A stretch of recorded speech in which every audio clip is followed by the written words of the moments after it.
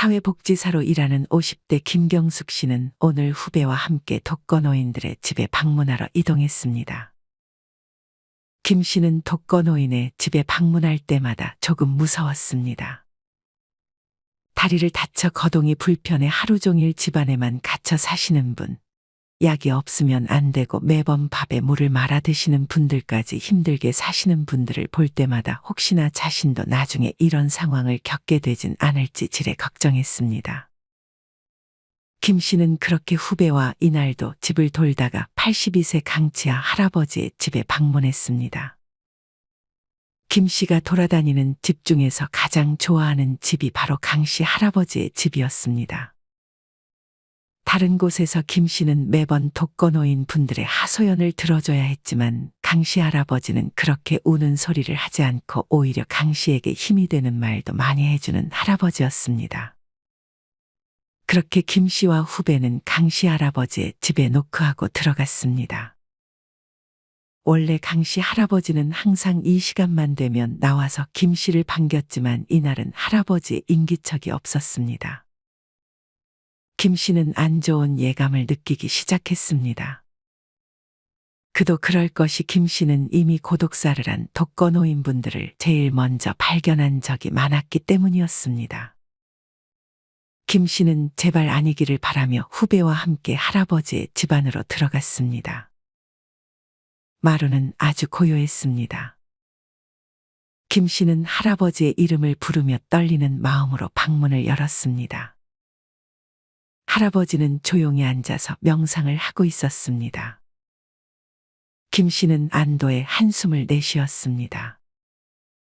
할아버지, 저 들어오는 소리 못 들었어요?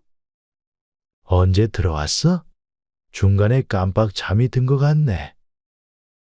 김 씨는 후배를 데려왔다며 강 씨 할아버지에게 인사를 시켜줬습니다. 반가워요. 강 씨 할아버지는 간만에 집에 사람들이 찾아와 내심 기분이 좋았습니다. 강 씨 할아버지는 익숙한 듯 손님인 김 씨와 후배에게 생강차를 한 잔 타줬습니다. 김 씨와 후배는 할아버지 방에 잠깐 앉아서 몇 가지 물어보고 편하게 차를 한 잔 마셨습니다. 할아버지, 저도 이제 나이가 60이 돼가는데 이제 슬슬 걱정이 돼요. 김 씨는 그간 가까워졌던 강 씨 할아버지에게 고민을 털어놓았습니다. 60? 아직 청년이네. 청년이라뇨. 이제 손주 태어나면 저도 할머니 소리 들을 텐데요. 60이면 못할 게 없어. 그래서 청년이지. 뭐가 고민인데? 그냥 경제적으로 돈을 많이 모아놓지도 못했고 앞으로 은퇴도 할 텐데 그 이후로 뭘 해야 할지 모르겠어요. 비참하게 살기는 싫은데 경제적인 부분만 잘 신경 쓰면 될까요? 인생살이 답이 없지. 각자가 다 자기만의 가치관대로 살면 그뿐이야. 사실 가난도 물론 삶을 비참하게 만들긴 하지. 그래서 돈은 내가 굶어 죽지 않을 정도로는 잘 지키는 게 좋아. 근데 살아보니 가난보다도 나 자신을 더 비참하게 하는 것들이 있더라. 정말요? 그게 뭐예요? 응? 지금은 한 4가지 정도가 생각나네. 첫 번째는 믿었던 사람에게 배신당하는 거야. 김 씨는 그런 강 씨 할아버지의 말을 듣고 크게 공감했습니다. 김 씨는 몇 년 전 30년 동안 친하다고 생각했던 친구에게 큰 돈을 빌려준 적이 있었습니다. 하지만 그 친구는 김 씨에게 돈을 갚을 생각이 없었습니다. 김 씨는 그 친구에게서 돈도 받지 못하고 관계까지 틀어지자 그 당시 스트레스로 응급실까지 가게 됐습니다. 예전에 친한 후배와 동업을 한 적이 있어. 20년 이상을 동고동락하면서 형제처럼 지내던 동생이었는데 내가 모르는 사이에 돈을 빼돌리고 다른 사람들에게 이간질까지 했지 뭐야. 그 당시 돈이야 다시 벌면 된다고 생각했지만 그렇게 배신당한 경험은 마음에서 지워지질 않더라. 그 이후 5년 동안 술로 버티면서 살았어. 정말 친동생이라고 생각하며 지냈는데 마지막은 서로 죽이네 마네라는 말까지 나오면서 관계가 끝났으니 마음고생 정말 심하셨겠어요. 김 씨는 자기도 직접 겪어본 일이었기에 강 씨 할아버지가 얼마나 힘들었을지 잘 알았습니다. 반면 20대였던 후배는 아직 그런 일을 겪어본 적이 없는지 조용히 옆에서 듣고만 있었습니다. 믿었던 사람이 내 등에 칼을 꽂는데 그게 내가 친동생처럼 아끼는 사람일 줄은 정말 몰랐지.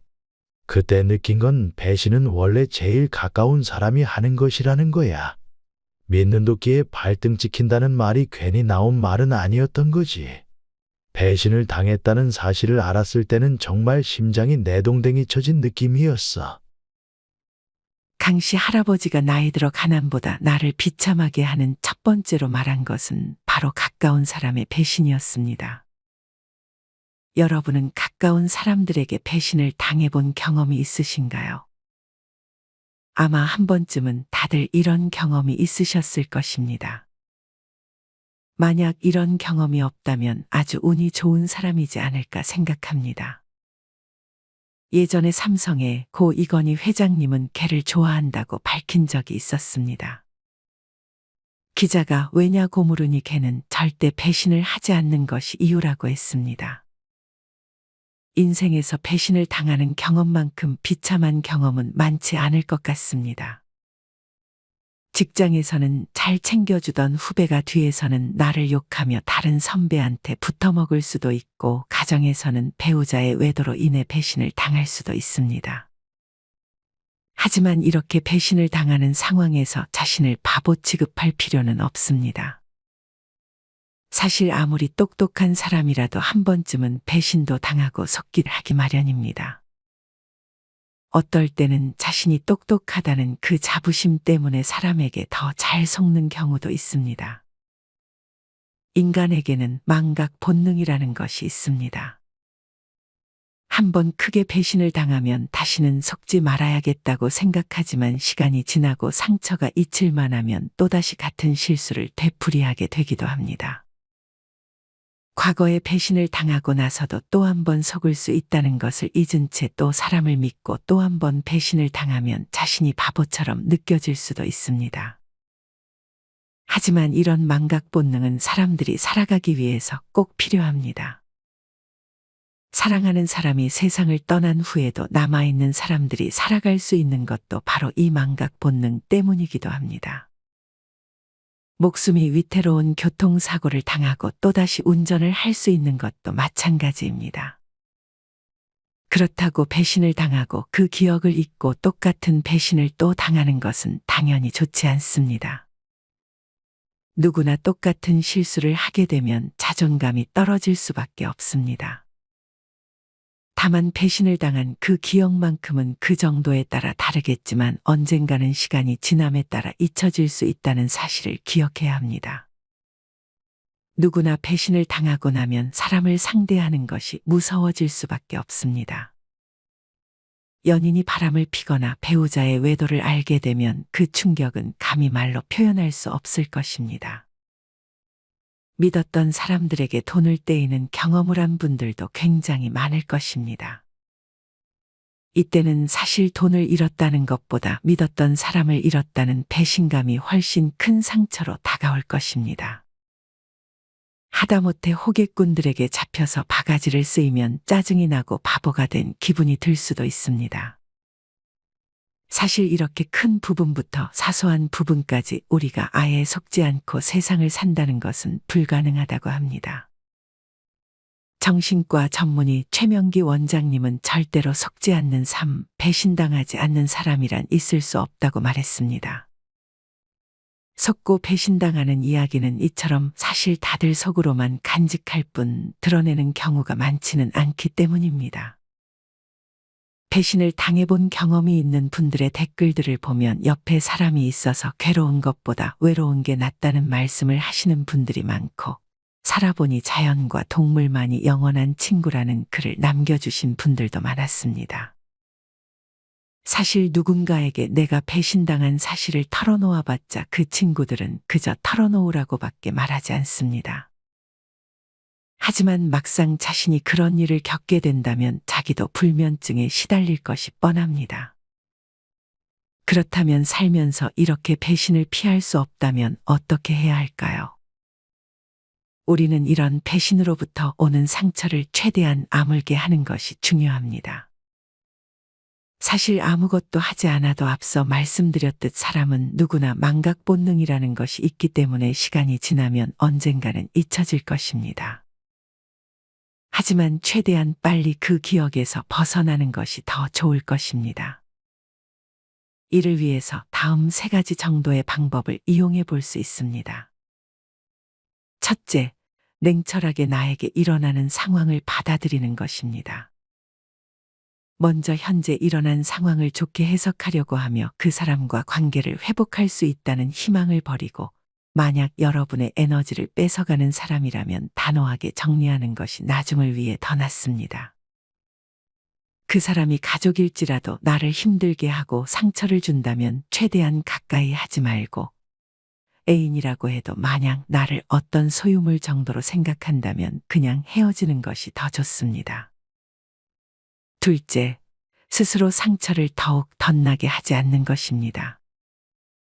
인간의 뇌는 긍정적인 것보다 부정적인 것을 먼저 떠올리기 마련입니다.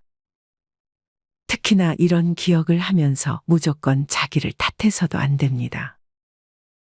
배신을 당한 사람은 어찌 보면 피해자이지만 내가 왜 그런 일을 당했을까 하며 스스로를 자책하는 분들도 많습니다.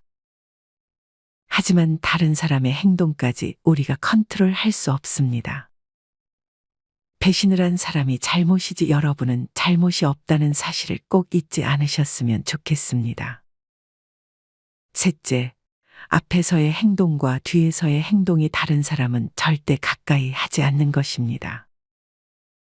배신을 잘하는 사람들의 특징 중 하나가 바로 이렇게 앞뒤가 다른 사람들입니다.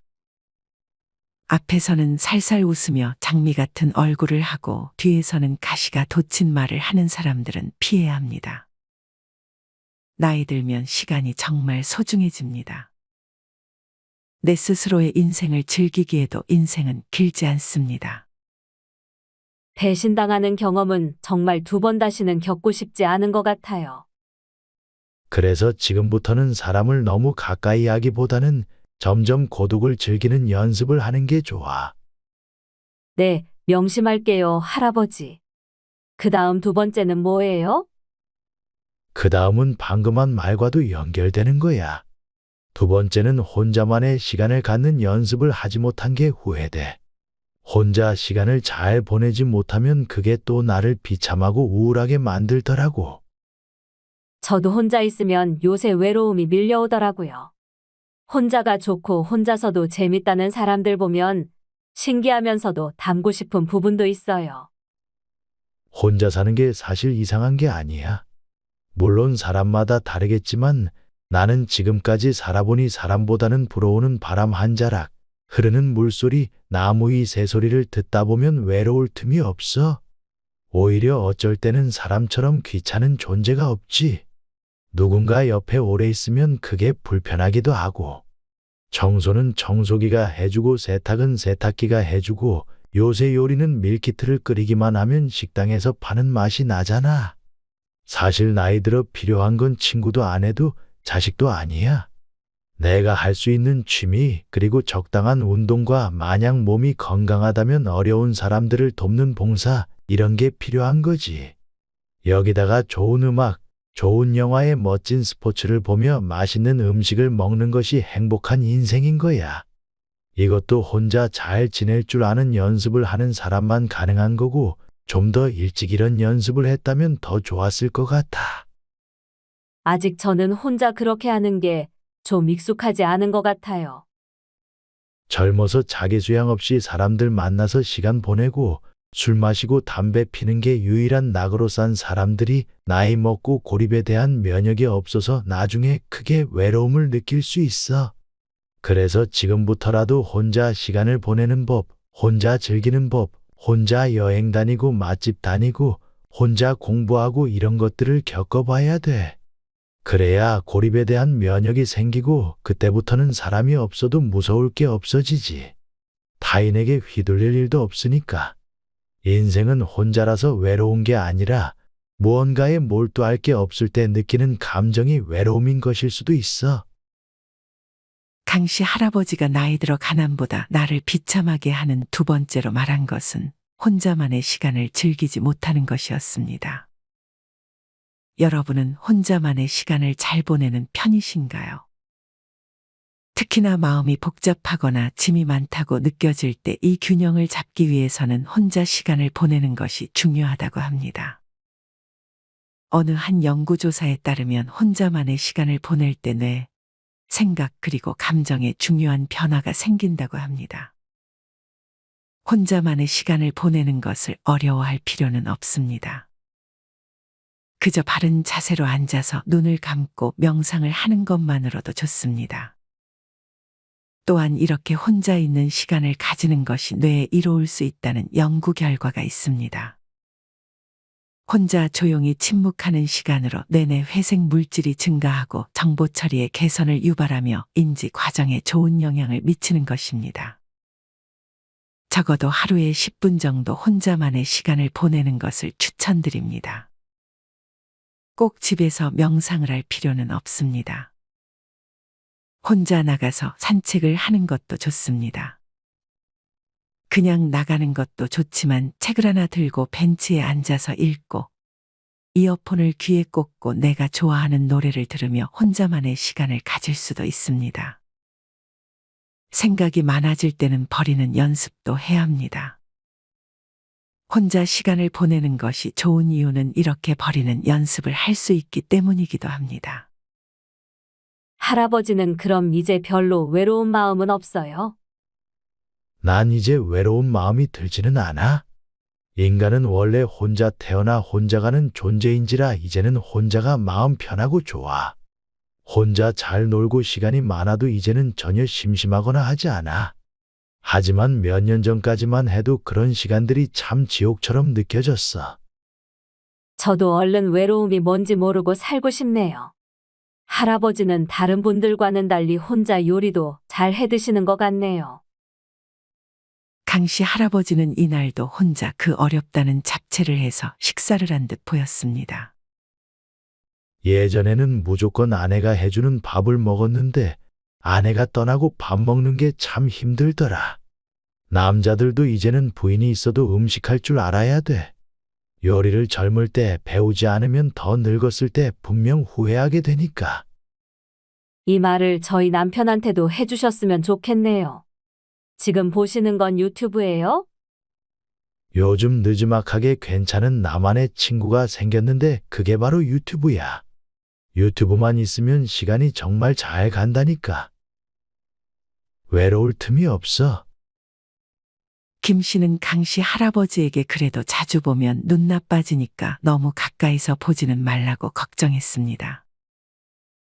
두 번째가 혼자서도 시간을 잘 보내는 연습, 그 다음 세 번째는 뭐예요? 강씨 할아버지는 잡채를 맛보라며 잡채를 내어주고 그 다음 세 번째에 대해 말해주기 시작했습니다.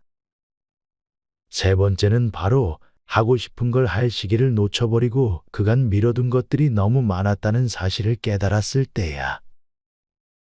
간이 딱 맞는 잡채를 한 입 먹으며 김 씨는 할아버지의 말에 귀를 기울였습니다.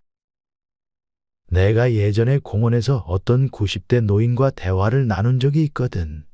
그 노인한테 가장 후회되는 일이 뭐냐고 물으니 자기가 70세 때 20년 더 살 줄을 모르고 아무것도 배우지 않은 것이라고 답하더라.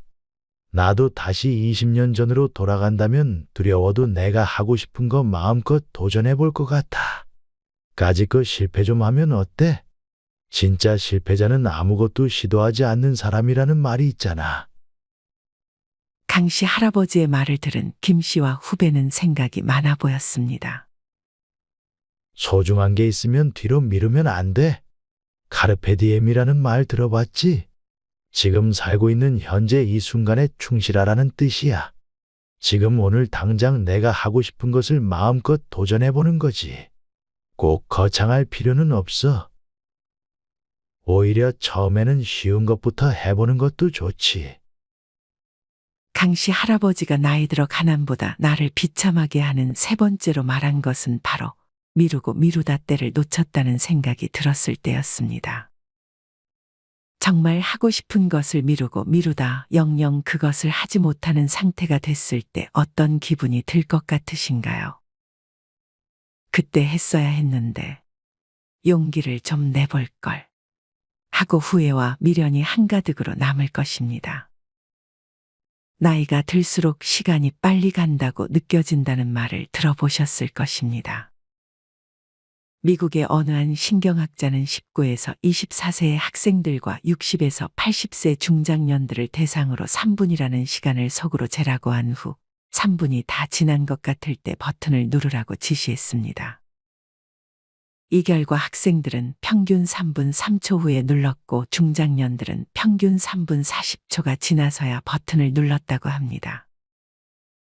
프랑스의 철학자 폴은 방금 실험 결과를 보고 10세 아이에게 1년은 인생의 10분의 1이지만 80세 노인의 1년은 인생의 80분의 1로 느끼기 때문에 나이가 들수록 시간이 더 빨리 흐른다고 느낀다라고 말했습니다. 나이 들수록 시간이 빠르게 흘러간다고 느껴지는 원인 중 하나가 바로 도파민입니다. 도파민은 행복 호르몬이라고 불리는데 쾌락이나 행복을 느낄 때 분비되는 호르몬입니다.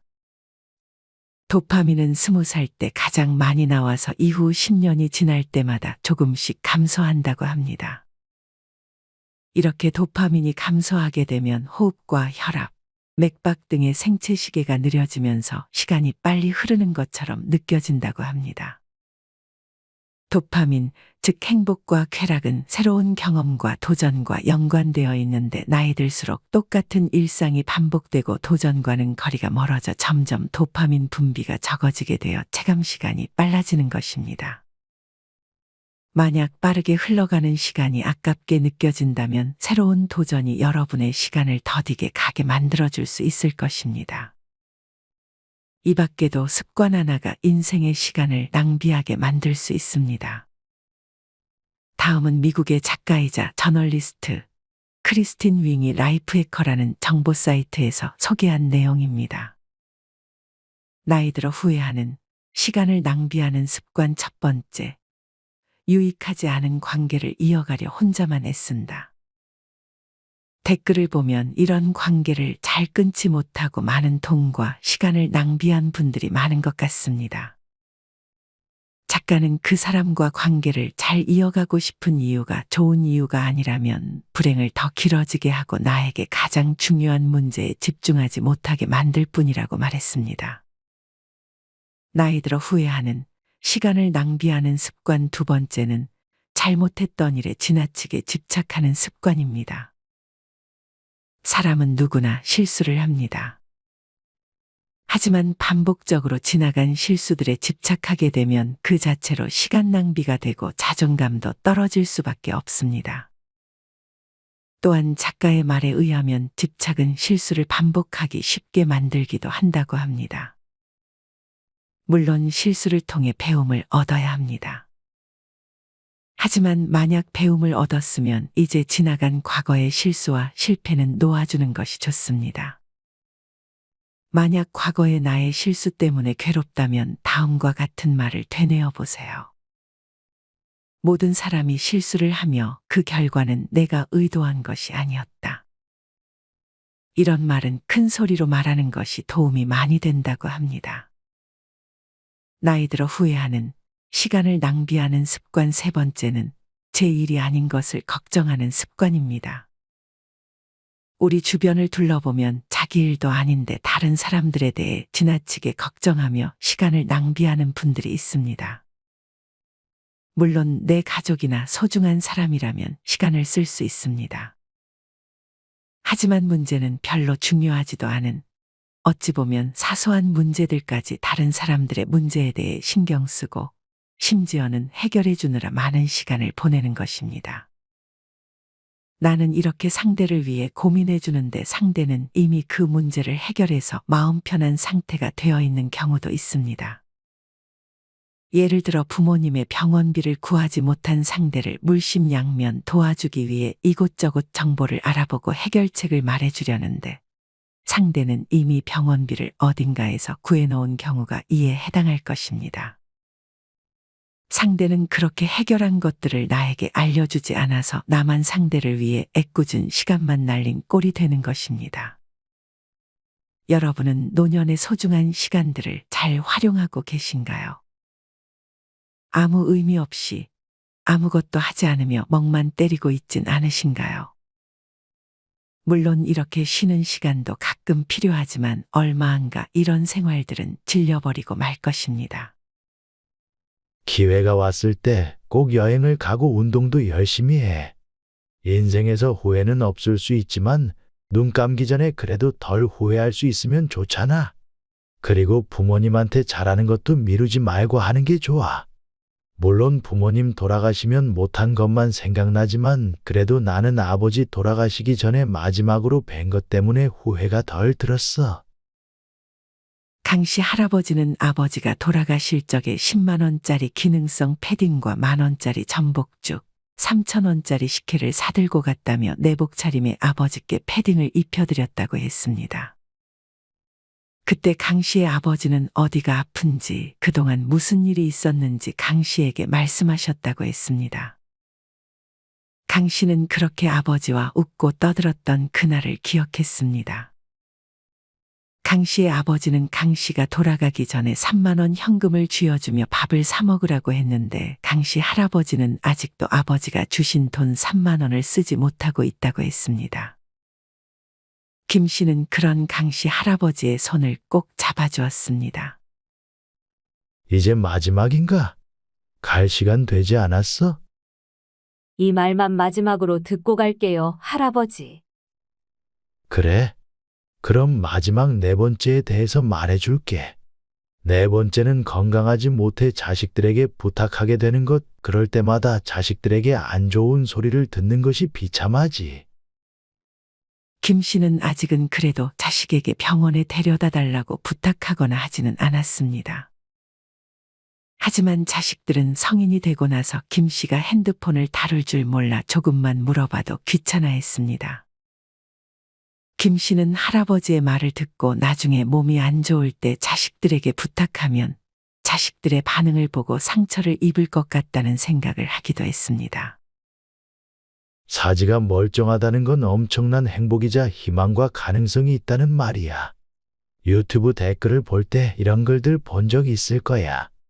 병들어 아파서 주변 사람들에게 어려움을 주는 것보다 편안하고 행복하게 생을 마무리하도록 안락사를 시급히 도입하는 것이 좋다는 등 안락사에 찬성하는 사람들이 많이 있어.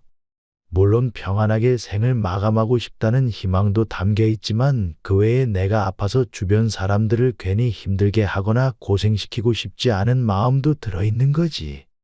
건강하지 못해서 특히나 자식들에게 짐이 되는 것만큼 비참한 게 없어. 강씨 할아버지가 나이 들어 가난보다 나를 비참하게 하는 네 번째로 말한 것은 몸이 아파 자식들에게 짐이 되는 상황이었습니다. 여러분은 혹시 자식들에게 병원에 데려다 달라고 하는 등 몸이 안 좋아서 무언가 부탁을 했을 때 자식들로부터 안 좋은 소리를 들어본 경험은 없으셨나요? 물론 한 걸음에 달려와 부모님을 챙기는 자식들도 있겠지만 대개는 오긴 오더라도 투덜대는 말을 많이 할 것입니다.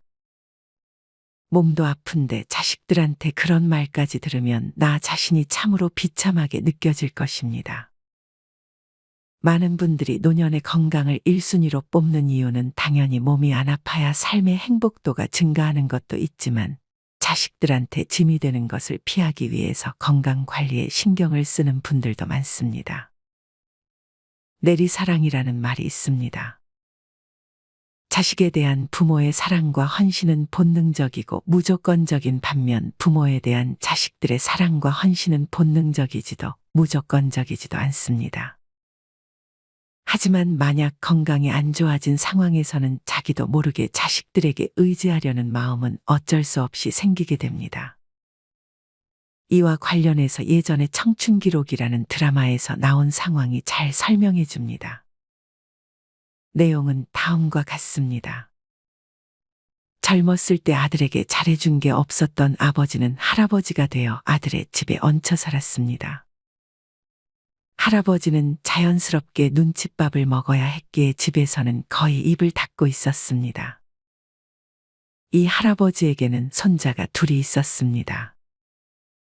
큰 손자는 은행에 다니며 돈을 잘 벌었습니다. 작은 손자는 얼굴이 잘생기긴 했지만 제대로 된 직업을 가지지 못해 집에서 구박을 받았습니다. 이 집안의 중심은 자수성가한 할아버지의 아들이었습니다. 하지만 아들은 틈만 나면 할아버지를 무시하고 작은 손주에게 윽박을 질렀습니다. 그러던 어느 날 상황이 반전되었습니다. 할아버지가 시니어 모델이 되어 돈을 벌게 됐고 작은 손주 역시 연예계에서 대스타가 된 것입니다. 이와 동시에 할아버지의 아들은 몸에 탈이 나 일을 그만두었습니다. 할아버지는 자신이 번 돈을 기꺼이 아들에게 건넸습니다.